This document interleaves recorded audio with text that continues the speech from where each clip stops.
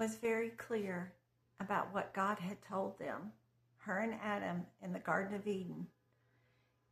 She said, and the woman said to the serpent, we may eat the fruit of the trees of the garden, but of the fruit of the tree which is in the midst of the garden, God has said, you shall not eat it, nor shall you touch it, lest you die. And, the serpent was like, well, did God really say you would really die? And in verse 6 in Genesis chapter 3, it says, so when the woman saw that the tree was good for food, that it was pleasant to the eyes, and a tree desirable to make one wise, she took of its fruit and ate. She convinced herself.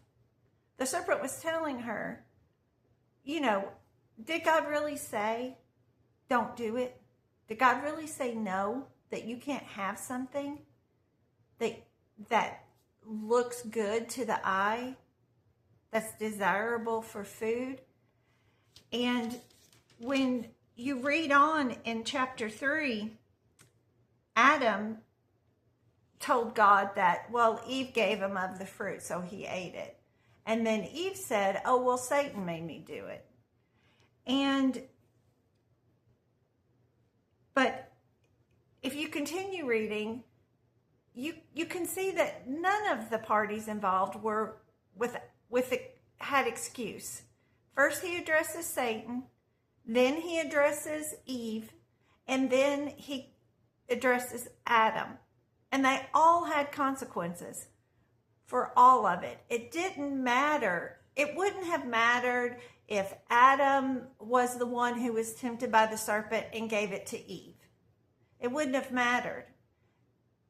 God said no, and the consequences were still the consequences.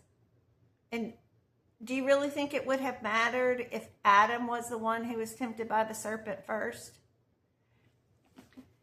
And in 1 Corinthians 10, and starting in verse 11, now all these things happened to them as examples, and they were written for our admonition, upon whom the ends of the ages have come.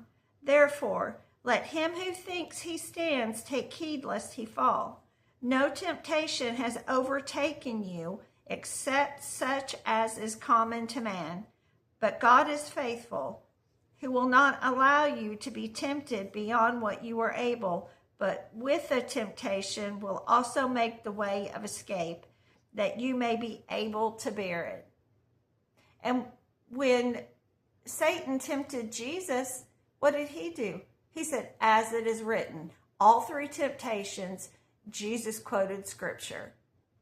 So you can clearly see that Jesus is our defense. It's whether we're willing to obey him, and in times during temptation, whether we're willing to cling to him, cling to his word, lean on him for his defense and protection and grace to get through it. But convincing ourselves that, well, my circumstances are different, or, I was lured away by this person, or, well,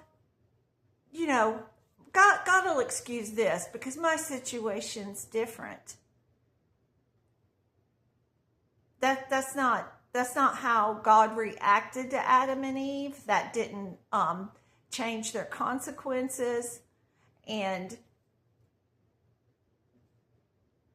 God is still God, regardless of what excuses that we give to draw us away. If he says no, no means no.